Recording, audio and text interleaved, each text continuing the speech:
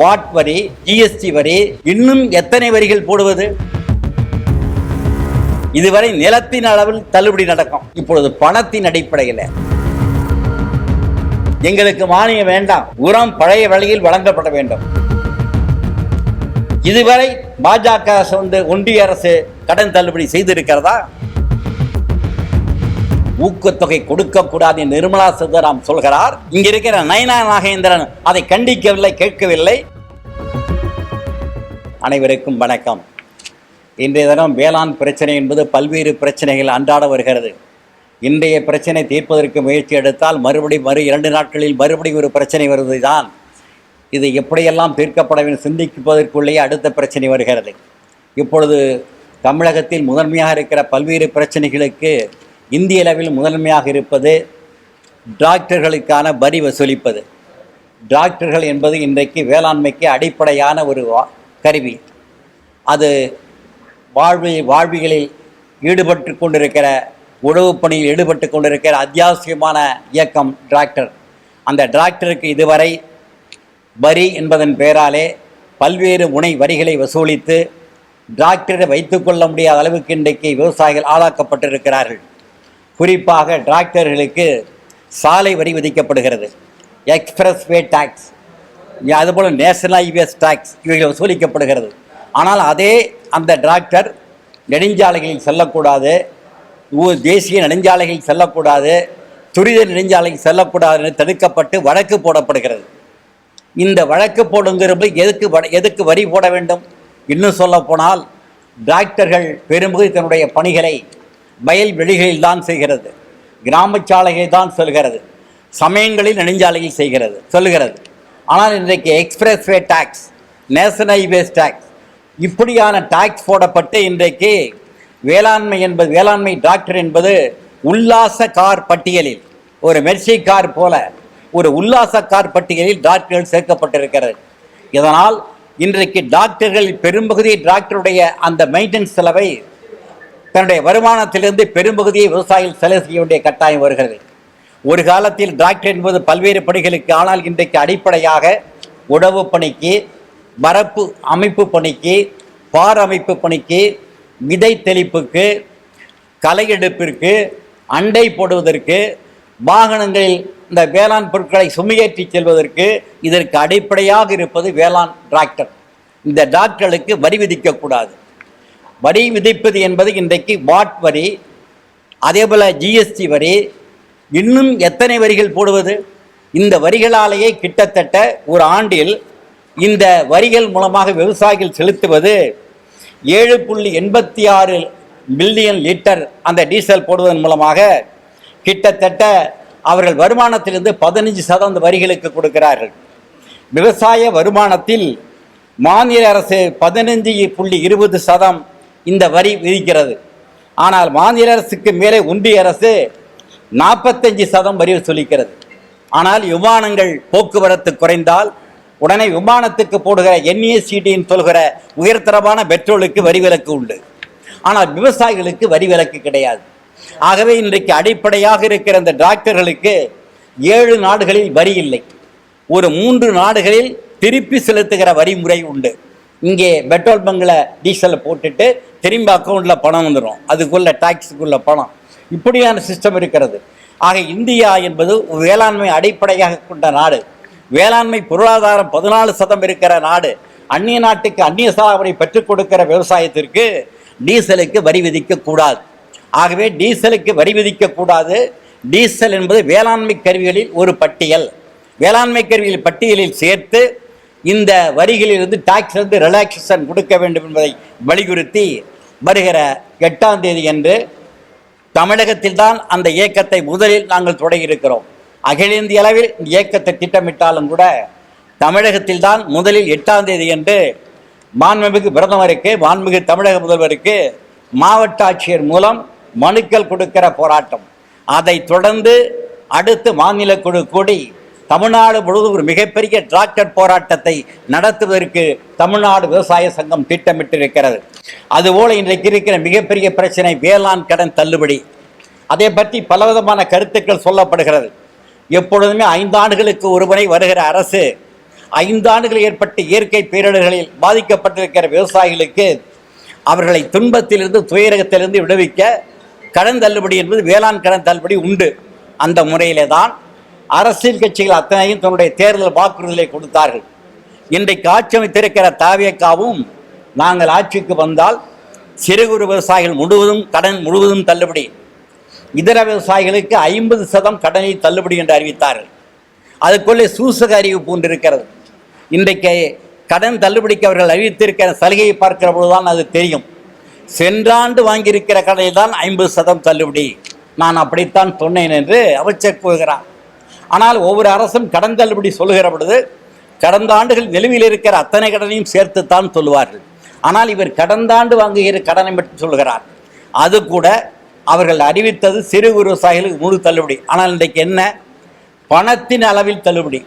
இதுவரை நிலத்தின் அளவில் தள்ளுபடி நடக்கும், அரசாங்கம் அறிவிக்கும். இப்பொழுது பணத்தின் அடிப்படையில் இது எப்படி சிறு விவசாயிகளுக்கும் பயனில்லை.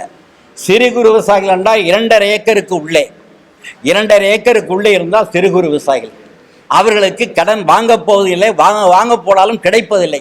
ஏனென்றால் கூட்டுறவு வங்கியிலே அந்த வங்கியின் எல்லைக்குள்ளே ஒரு 20,000 ஹெக்டர் பரப்பளவு இருக்கிறது என்றால் அரசாங்கம் ஒதுக்கீடு செய்கிற தொகை 10,000 ஹெக்டருக்கு மட்டுமே, சரிபாதி மட்டுமே. ஆக விவசாயிகள் கொடுக்கிற பரப்பளவுக்கு ஏற்ப ஸ்கேல் ஆஃப் பேலன்ஸ் படி தொழில்நுட்ப பயன்தொடர்பை கடன் கொடுப்பது இல்லை. 5 ஏக்கருக்கு சிட்டாடங்க கொடுத்தா 2 ஏக்கருக்கு, 1 ஏக்கருக்கு கொடுத்தா 4 ஏக்கருக்கு அவங்க போகிறதே இல்லை, வாங்குறதில்லை சிறு குறு விவசாயி. ஆகவே இந்த அளவீடு என்பது விவசாயிகளுக்கு முழு கடன் வழங்கப்படவில்லை. சிறு குறு விவசாயிகளுக்கு பெரிய அளவுக்கு பயனில்லை. அந்த தள்ளுபடி தான் முழுவதும் தள்ளுபடியா. ஆகவே நாங்கள் கோருவது சிட்டாடங்கள் அடிப்படையில் தள்ளுபடி கூடாது. நீங்கள் கொடுத்திருக்கிற பணத்தின் அடிப்படையில் தள்ளுபடி வேண்டும். ஸ்கேல் ஆஃப் ஃபைனான்ஸ் படி 1 ஏக்கருக்கு 35,000 ரூபா கடன் கொடுக்கணும். 5 ஏக்கருக்கு கடன் கொடுத்தா 1,75,000 கொடுக்கலாம். ஆனால் கொடுப்பது 2 ஏக்கருக்கு 70,000 ரூபா. நீங்கள் தள்ளுபடி என்று சொன்னால் அவருடைய பெரிய விவசாயி பட்டியலில் வருகிறார். நிலத்தின் அளவை பார்க்க பொழுது கடன் கொடுக்கிற அளவை பார்க்கிறப்ப சிறு விவசாயி பட்டியலில் வருகிறார். ஆகவே தமிழ்நாடு விவசாய சங்கம் கேட்பது, பணத்தை எந்த அளவு கொடுத்திருக்கிறீர்களோ அந்த பணத்தின் ஸ்கேல் ஆஃப் ஃபைனான்ஸ் கொடுத்திருக்கிறபடி நிலத்தின் அளவீடை கணக்கு செய்து சிறு குறு விவசாயிகளுக்கு அனைத்து கடனையும் தாங்கள் சொன்னது போல தள்ளுபடி செய்ய வேண்டும். இதர விவசாயிகளுக்கு 50%. இன்றைக்கு சொல்கிறார் ரிசர்வ் பேங்குடைய கைட்லைன். இதற்கு முன்னால் மாநில அரசுகள் கடன் தள்ளுபடி செய்தால் 5 ஆண்டு தவணையிலேயே திருப்பி செலுத்தலாம் ரிசர்வ் பேங்குடைய ஹெட்டுக்கு. இப்போ ரிசர்வ் பேங்குடைய ஆர்டர் என்ன? நீங்கள் கடன் தள்ளுபடி செய்தால் 2 மாதத்துக்குள்ளே அந்த பணம் முழுவதையும் செலுத்த வேண்டும் என்று ஆர்டர் வந்திருப்பது இப்போ இல்லை, தேர்தலுக்கு முன்னாடியே வந்துட்டு. அதை தெரிந்துதானே தமிழகத்தின் முதலமைச்சரின் தள்ளுபடியை அறிவித்தார். அல்ல தெரியாமலே அறிவித்து விட்டாரா? தெரிந்துதான் அறிவித்திருக்கிறார். தெரிந்துதான் மற்ற கட்சிகள் வாக்குறுதி கொடுத்திருக்கிறது. ஆகவே நீங்கள் மத்திய அரசோடு ஒன்றிய அரசோடு போராடுங்கள், அதற்கு தவணை கேளுங்கள், அது வேறு. ஆனால் விவசாயிகள் கடன் தலையில் கடனை சுமத்தக்கூடாது. அந்த கடனை முழுவதாக தள்ளுபடி செய்ய வேண்டும் என்பதோடு மேகதாட்டு அணை இன்றைக்கு மிகப்பெரிய அளவுக்கு இருக்கிறது. ஒன்றே ஒன்றுதான் பிரச்சனை. எந்த உச்சநீதிமன்றம் 15 ஆண்டுகளுக்கு பிறகு தான் எந்த பிரச்சனையும் எழுப்ப முடியும் என்று தீர்ப்பளித்தது. எப்பொழுது? 2018ஆம் ஆண்டு. இடைக்கால தீர்ப்பை மேற்க மறுத்தது கர்நாடகம், இறுதி தீர்ப்பை மேற்க மறுத்தது கர்நாடகம். அதற்கு பிறகு நடுவு மன்றத்தின் தீர்ப்பை ஏற்காது கர்நாடக அரசு தான் கடைசியாக உச்சநீதிமன்றத்தில் போய் முறையிட்டது. உச்சநீதிமன்றம் வெறுப்பின் எல்லைக்கு போய் தீர்ப்பளித்தது. எத்தனை வழக்காடுவது, எத்தனை தடவை வழக்காடுவது, எத்தனை ஆண்டுகள் போராடுவதற்காக? ஆகவே இது இறுதி தீர்ப்பு. இந்த தீர்ப்புக்கு பிறகு 15 ஆண்டுகள் வரை மேல்முறையீடு கிடையாது.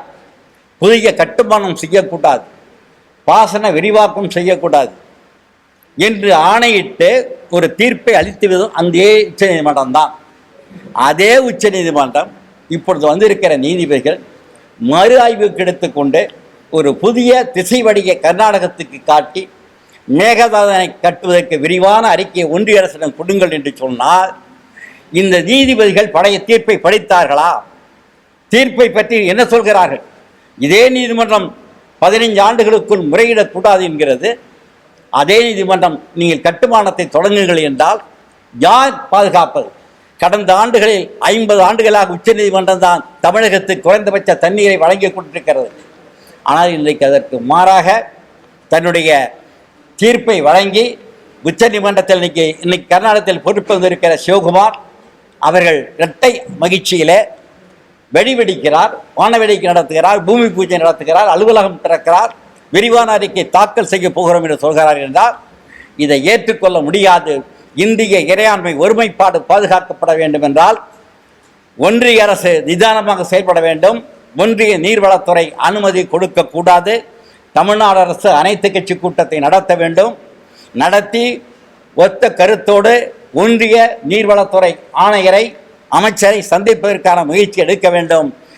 சாசன பெஞ்சு அரசியல் சாசன பெஞ்சுக்கு அப்பீல் செய்ய வேண்டும் என்று நாங்கள் கேட்டுக்கொள்ள கடமைப்பட்டிருக்கிறோம். உரம் என்பது இன்றைக்கு தட்டுப்பாடாக இருக்கிறது.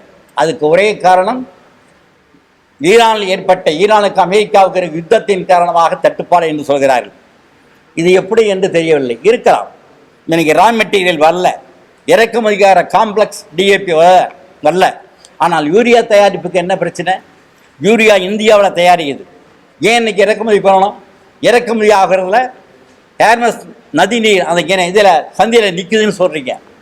எந்த விலையாக இருந்தாலும் இந்த குறுவை என்பது மட்டுமல்ல, சம்பா கால்நடை பருவத்திற்கு தேவையான அனைத்து வகையான பயிருக்கும் தேவையான உரங்களை ஒன்றிய அரசு தட்டுப்பாடின்றி வழங்க வேண்டும். விலை ஏறினால் அதற்குரிய மானியத்தை நீங்கள் ஈடு செய்து கொள்ளுங்கள். எங்களுக்கு மானியம் வேண்டாம், உரம் பழைய விலையில் வழங்கப்பட வேண்டும். விலையேற்றத்தை அரசாங்கம் ஒன்றிய அரசாங்கம் ஏற்றுக்கொள்ள வேண்டும் என்பதுதான் எங்களுடைய கருத்து. இன்னைக்கு தினசரி பத்திரிகையில நமது பாரதிய ஜனதா கட்சியினுடைய தலைவர் நயினா நாகேந்திரன் நீண்ட ஒரு விளக்கத்தை கொடுத்திருக்கிறார் விவசாயிகளுக்கு. விவசாய கடன் தள்ளுபடி இல்லை, வருந்துகிறாராம். தள்ளுபடி என்பதை வருந்துகிறேன். 71,000 கோடி கடன் தள்ளுபடி ஒன்றிய அரசு அறிவித்திருக்கிறது. இதுவரை பாஜக அரசு ஒன்றிய அரசு கடன் தள்ளுபடி செய்திருக்கிறதா? காங்கிரஸ் அரசு 71,000 கோடி தள்ளுபடி செய்திருக்கிறது. ஆனால் இன்று வரை ஒன்றிய அரசு பயிர்க்கடன் தள்ளுபடி செய்யவில்லை. ஆனால் அவர்கள் மாநில அரசுக்கு அறிவுரை வழங்குகிறார்கள். இன்னொன்று, மாநில அரசு காலந்தாழ்த்துவது வருத்தப்படுகிறாராம். இன்றைக்கு என்ன நிலை? நெல்லுக்கு 3,500 ரூபா குவிண்டால், குவிண்டாலுக்கு 3,500 ஊக்கத்தொகை கொடுக்கலாம் என்று நயினா நாகேந்திரன் சொல்கிறார். ஊக்கத்தொகையே 3,500 கரும்புக்கு 4,000 கேட்கிறார். இன்னைக்கு பத்திரிக்கையில் விலையே ஒன்றிய அரசு கொடுக்க மறுக்கிறது. நீண்ட நெடிய போராட்டம் இந்தியா முழுவதும் 714 பேர் இறந்தார்கள். இந்தியா முழுவதும் நீண்டதொரு போராட்டம். அந்த போராட்டத்தில் ஏற்கப்பட்ட கோரிக்கை இன்று வரை நிறைவேற்றி இருக்கிறாரா? தன்னுடைய கோரிக்கை நிறைவேற்றாமலே இருக்கிற அந்த பாஜக தலைவர். ஆனால் பாஜகவின் தமிழக தலைவர் சொல்லுகிறார், மாநில அரசு ஊக்கத்தொகை 4,000 கொடுக்க வேண்டுமா? இது பொருத்தமான ஒரு குற்றே அல்ல. மாநில அரசு உரியபடி சிஐபிசி எப்படி விலை கொடுக்கவில்லை, அதை கேட்க தயாராக இல்லாத மாநில தலைவர் தமிழ்நாடு அரசுக்கு சம்பந்தம் இல்லாமல் ஒரு வக்காலத்து வாங்குகிறார். தமிழ்நாடு அரசு ஊக்கத்தொகை கொடுக்கிறது. இந்த ஊக்கத்தொகை நிறுத்த சொல்வதே உங்களுடைய அமைச்சர் தானே. நிதி அமைச்சர் நிர்மலா சீதாராமன் என்ன சொல்கிறார்? எந்த முதலமைச்சரும் நாங்கள் நிர்ணயிக்கிற விலைக்கு, வேளாண் விளைபொருளுக்கான விலைக்கு மேலாக நீங்கள் ஊக்கத்தொகை என்பதன் பெயராலோ வேறு பெயராலோ கூடுதல் விலை கொடுக்கக்கூடாது உத்தரவிட்டாரா இல்லையா? அதை எதிர்த்து நம்ம தமிழகத்தினுடைய முதல்வர் பேசுகிற பொழுது, நான் உங்களுக்கு மட்டுமல்ல இந்திய மாநில அனைத்துக்கும் நான் அனுப்பியிருக்கிறேன் என்று சொல்ல. என்ன காரணம்? நெல் உற்பத்தி எங்களுக்கு போதுமானது இருக்கிறது, ஆகவே உற்பத்தி குறைந்தாலும் பரவாயில்லை, ஊக்கத்தொகை கொடுக்கக்கூடாது என்று நிர்மலா சீதாராமன் சொல்கிறார். இங்க இருக்கிற நயினா நாகேந்திரன் அதை கண்டிக்கவில்லை, கேட்கவில்லை, மாநில அரசை குறை சொல்கிறார். ஆகவே இதெல்லாம் மக்களை ஏமாற்றுகிற செயல். நான் மாநில தலைவரை கேட்டுக்கொள்கிறேன், நெல்லுக்கு உரிய விலை ஒப்புக்கொண்ட அடிப்படையில், ஒன்றிய பிரதமர் ஏற்றுக்கொண்ட அடிப்படையில் C-50 படி விலையை அறிவிக்க வேண்டும் ஒன்றிய அரசு. அதற்கு நீங்கள் பேசுங்கள். அதை விடுத்து வேறு பிரச்சனைகளை பேசி திசை திருப்ப வேண்டாம் என்பதை நான் கேட்டுக்கொள்கிறோம்.